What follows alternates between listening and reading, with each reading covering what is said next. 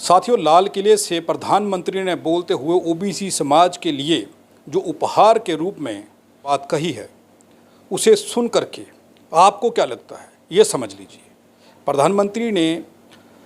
प्रधानमंत्री विश्वकर्मा योजना के तहत पारंपरिक शिल्पकारों और कारीगरों को सहायता के लिए केंद्रीय योजना की बात कही है। उन्होंने कहा है कि ओबीसी समाज को अब किस तरीके के फ़ायदे देने हैं और उसका बजट कितना रहेगा। 13,000 करोड़ रुपए का बजट रखा गया है। अब लगता है कि ओबीसी समाज की इन 18 जातियों की किस्मत बदलने वाली है। इन लोगों को फ़ायदा होने वाला है। इसके फ़ायदे और नुकसान ये समझना बहुत ज़रूरी था, जिसे समझने के लिए हम न्यू प्लाट में विश्वकर्मा लाइब्रेरी में पहुंचे हैं और यहाँ पर जो लोग बैठे हुए हैं, बलवंत कटारिया जी हैं, सतिया जी हैं, हमारे साथ जो लोग यहाँ पर ये बैठे हुए हैं, इन लोगों को इसके बारे में क्या लग रहा है। इनको लगता है कि इसके फ़ायदे होने वाले हैं, इनको लगता है कि इनके नुकसान होने वाले हैं। ये समझना ज़रूरी होगा। मुझे तो ये देखने के बाद, ये 18 जातियाँ और ये स्कीम देखने के बाद लग रहा है कि 1 लाख, 2 लाख और 13,000 करोड़ रुपये से बहुजन ओबीसी समाज को बहुत ज़्यादा फ़ायदा देने की प्रधानमंत्री मोदी ने ओबीसी होते हुए ये एक अच्छी स्कीम लेकर के आए हैं। पहले बलवंत कटारिया जी से जान लेते हैं कि बलवंत कटारिया साहब इसके बारे में क्या समझते हैं। मैं ये जानना चाहता हूँ कटारिया साहब कि आपको क्या लगता है कि ये जो प्रधानमंत्री विश्वकर्मा योजना है, इसका ओबीसी समाज को कितना ज़्यादा बेनिफिट होने वाला है। ऐसा है कि जो सरकारें काम करती हैं, किसी भी सेक्शन के लिए काम करती हैं, वो तो बेनिफिट के लिए ही करती हैं। लेकिन अफसोस की बात यह है कि भारत में कोई भी ऐसी पार्टी नहीं है जो बिना पॉलिटिक्स के कोई वेलफेयर स्कीम करती हो। इस स्कीम के मैं समझता हूँ बेनिफिट 30% पॉपुलेशन को बेनिफिट होगा और 70% पॉपुलेशन को नुकसान होगा। नुकसान दूरगामी होगा।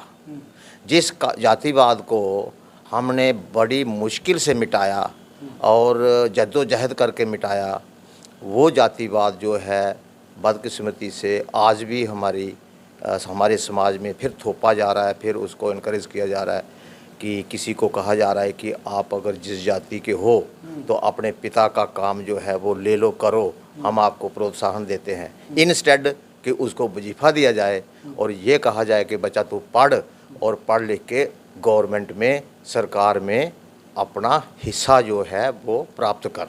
आपको लगता है साहब, अगर प्रधानमंत्री नरेंद्र मोदी ने ये सोचा है, वो खुद ओबीसी हैं, तो अगर उन्होंने सोचा होगा तो इसके लिए कुछ ना कुछ तो बढ़िया सोचा है, क्योंकि एक बड़ा बजट रखा गया है।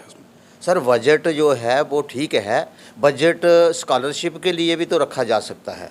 ओबीसी का वजीफ़ा पिछले 2-3 साल से बंद है, तो हमें तो ये भी शक हो रहा है कि पहले वजीफ़ा बंद करो, जब बच्चे पढ़ाई छोड़ देंगे तो फिर उनको दे दो विश्वकर्मा योजना और उनको दे दो टूल के पैसे और वो अपना काम करेगा।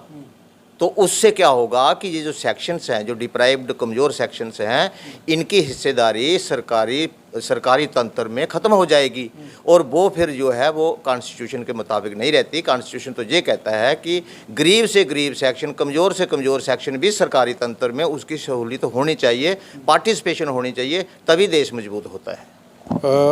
ओबीसी मोर्चा की ओर से जो प्रेस कॉन्फ्रेंस की गई है, उसकी परहेज़ की गई है। ये कहा गया है कि ये बढ़िया एक कदम हो सकता है या हुआ है। सर देखिए, ओबीसी मोर्चा सरकार का है, सरकार की पार्टी का है। वो तो अपनी किसी भी स्कीम को प्रेज़ करेगा, अप्रिशिएट करेगा, लेकिन उसमें जो कमियां हैं या उसमें जो डिफेक्ट्स हैं, जहाँ उसमें कोई षड्यंत्र जो है, वो तो अपोजिशन वाला ही पॉइंट आउट कर सकता है, या फिर न्यूट्रल बंदा हम जैसा कोई पॉइंट आउट कर सकता है कि इसमें क्या कमियां हैं स्कीम में, ये स्कीम कैसे समाज के लिए घातक भी हो सकती है, थोड़ा बहुत बेनिफिट भी हो सकता है, लेकिन नुकसान ज़्यादा होगा। काफ़ी सारे राजनीति में ओबीसी समाज की भागीदारी है, लेकिन किसी भी पार्टी की ओर से अभी तक इसका विरोध या इसकी जो कमियां आप गिना रहे हैं वो नहीं। एक्चुअली सर, ये जो स्कीम है या कोई और भी स्कीम जो आती है ओबीसी के लिए या SC/ST के लिए, उसमें राजनीति जो भरी होती है वो इतनी चालाकी से छुपा के भरी होती है कि डिफ्रेंशिएट करना मुश्किल हो जाता है।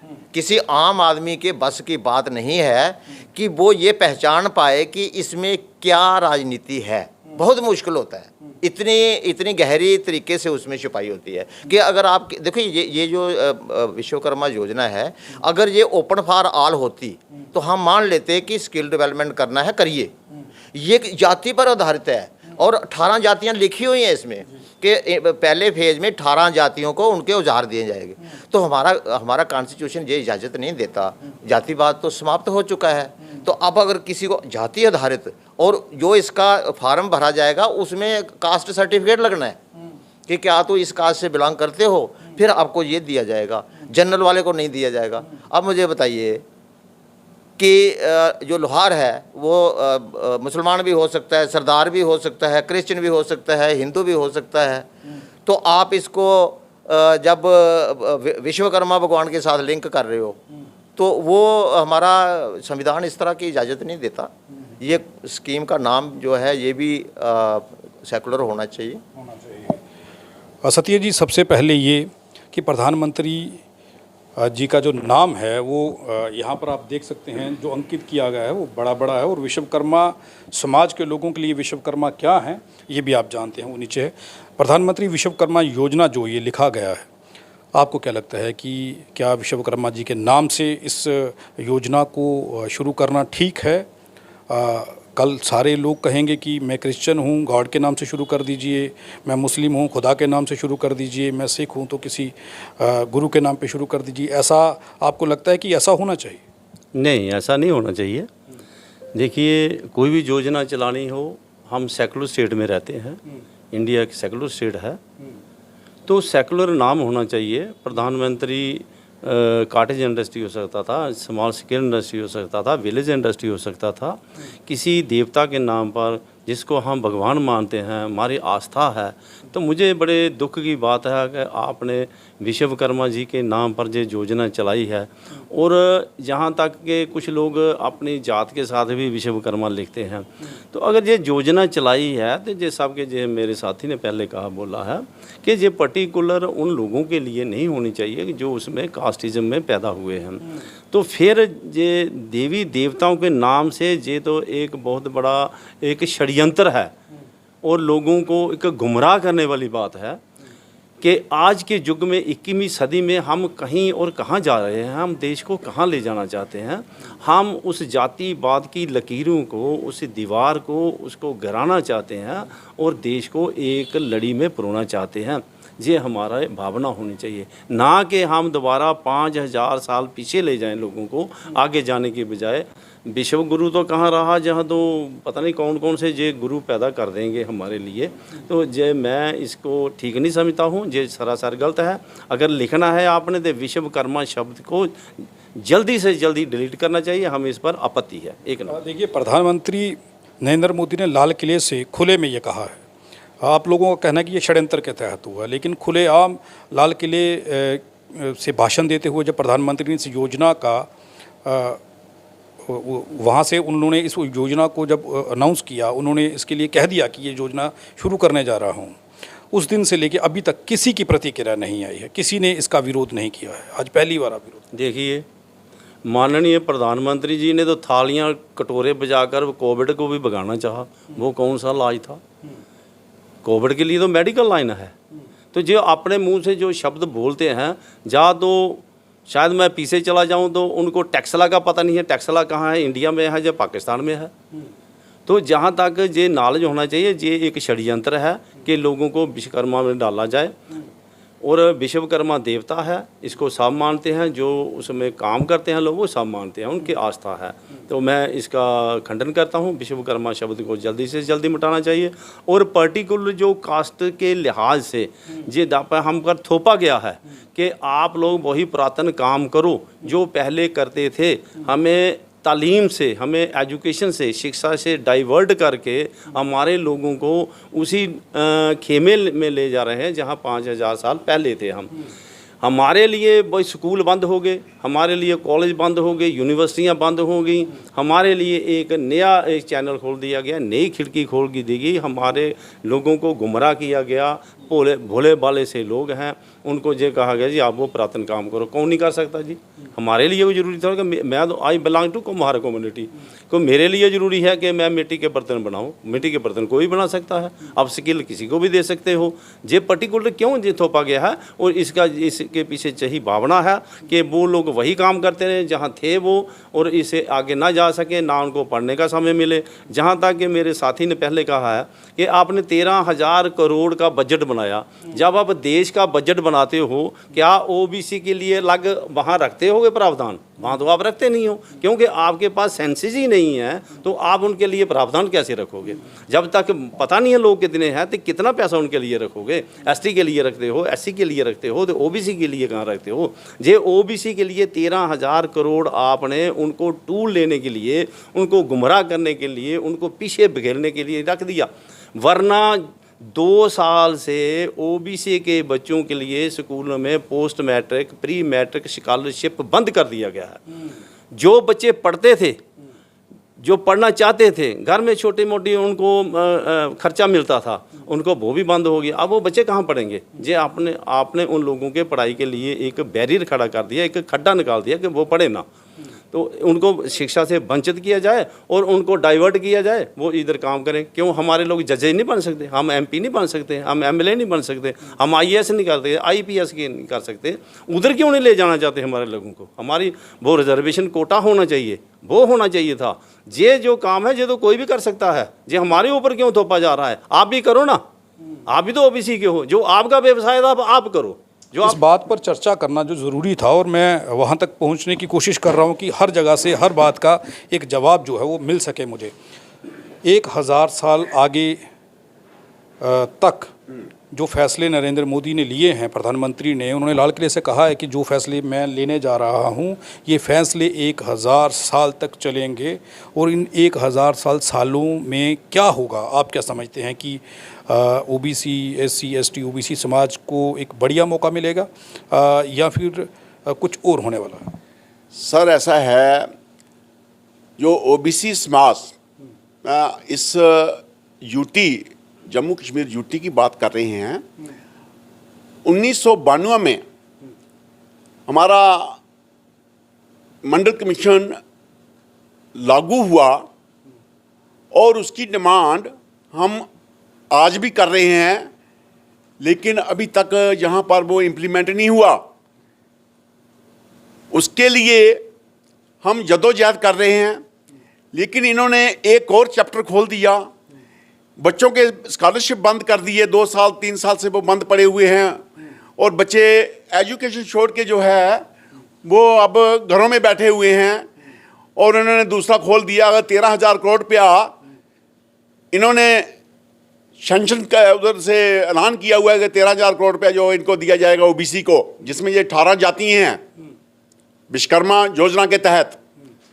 वो विश्वकर्मा योजना के तहत जो 13,000 करोड़ जो है, 13,000 करोड़ जो गवर्नमेंट उनके लिए दे रही है, जिसको 17 सितंबर को इन्होंने उसको इस स्कीम को लागू करना है।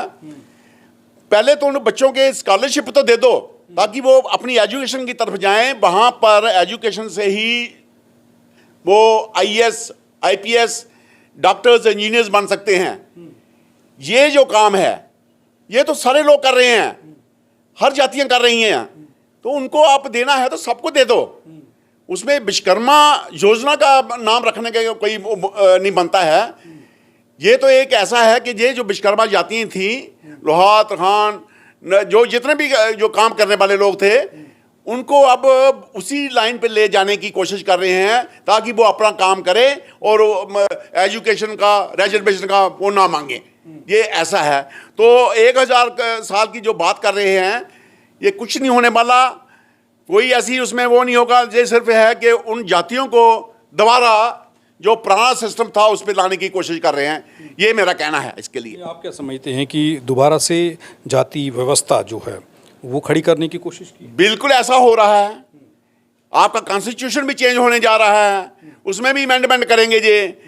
धीरे धीरे धीरे धीरे उसको कर रहे हैं, और वो जो वर्ण व्यवस्था जो पुरानी थी उसी को इन्होंने लागू करने की इनकी कोशिश है, ताकि जो एडमिनिस्ट्रेशन में वही लोग रहें जो अपर कास्ट लोग हैं, जो छोटी जाति हैं, ओबीसी हो गया, एससी हो गया, एसटी हो गया, उनको इन्होंने अपने ही जो पुराने काम करते थे आज से 5000 साल पहले, 3000 साल पहले जहाँ होता आ रहा था, ये उसी पे लेने की कोशिश हो रही है। उनको ये विश्वकर्मा योजना जो है, विश्वकर्मा भगवान के नाम पे ये क्यों इसको ऐसे लिख रहे हैं, सारे लोग कर रहे हैं, ये पाप है, तो अच्छा नहीं है ये। एक बात कही जा रही है कि किसी तरीके से दोबारा से जाति व्यवस्था धर्म के आधार पर तैयार की जा रही है, और दोबारा से लोगों को उसी जाति व्यवस्था जो थी, जो मनुस्मृति के तहत चलती थी, वो दोबारा से खड़ी करने की कोशिश की जा रही है। अपना नाम बताइए। जोगिंदर गंगोत्रा सर। जोगिंदर साहब, क्या लग रहा है कि प्रधानमंत्री साहब जब 13,000 करोड़ रुपया ओबीसी समाज को दे रहे हों, तो मुझे नहीं लगता उसका विरोध करना चाहिए। सर हम उसका आउटराइटली रिजेक्ट करते हैं, उनके इस अप्रूवल को हम इसको टोटली आउटराइटली रिजेक्ट करते हैं, क्योंकि ये एक बहुत बड़ी कॉन्स्पिरेसी है वर्ण व्यवस्था लागू करने के लिए। तो हम इसका टोटल विरोध करते हैं कि अगर ये लागू करनी भी है तो इसको जात के आधारित पर नहीं करो, सभी के लिए ओपनली कर दो, सिर्फ पर्टिकुलरली ओबीसी के लिए नहीं, सभी लोग करें, तब हम इसका सहयोग करेंगे, स्वागत करेंगे। अदरवाइज हम इसको, जैसे किसानों का बिल था, इन्होंने जहाँ पर पेश किया और अल्टीमेटली पीएम साहब को उस पर रोल बैक करना पड़ा, क्योंकि किसानों ने क्योंकि इन्होंने अपनी एक स्कीम बगैर सोचे समझे लागू कर देते हैं, जिनको बेनिफिट देना हो ये ज़्यादा समझदार नहीं है। किसानों का बिल इन्होंने क्यों रोल बैक किया? हम भी अगर इन्होंने इसको, मतलब अगर इनकी मंशा वर्ण व्यवस्था लागू करने की है, तो हम ये बोलते हैं कि इसको टोटली रोल बैक करो, हम इसको रिजेक्ट करते हैं। साथियों, आप सब जानते होंगे कि पिछले दिनों में किसानों के लिए कुछ बिल पास किए गए थे, जिसे ना तो किसानों को समझ आया और ना ही आम जनमानस को समझ आया। उसका विरोध हुआ, 700 से ज़्यादा किसानों की प्रदर्शन करते हुए जान चली गई, कई घर उजड़ गए। कितना टाइम वो प्रदर्शन लगातार, कितने महीनों तक चलता रहा, बाद में वो बिल वापस लेना पड़े। अब ओबीसी समाज के लिए जो प्रधानमंत्री विश्वकर्मा योजना के तहत 13,000 करोड़ देने की बात कही है, उसका ओबीसी समाज की ओर से जम्मू कश्मीर की धरती से विरोध आया है। उन्हें कहा है कि हमें ऐसी स्कीमें नहीं चाहिए, हमें एजुकेशन चाहिए, शिक्षा चाहिए। बच्चों की स्कॉलरशिप बंद कर दी गई है पिछले 2-3 सालों से, लेकिन ये जो स्कीम के तहत 13,000 करोड़ देने की बात कही गई है, इससे दोबारा से भारत के अंदर जातिवाद को बढ़ावा देने की बात की गई है, और किसी तरीके से लोगों को दोबारा से जातियों में बांट करके उनको दोबारा 5,000 साल पीछे मनुस्मृति के कानून के तहत गुलाम बनाने की कोशिश की जा रही है। आप देखते रहें RTI इंडिया न्यूज़, लोकतंत्र का पहरेदार, ताकि हम पहुंचा सके आप तक वो खबरें जो नहीं पहुंच रही या फिर जो नहीं पहुंचाई जा रही। धन्यवाद।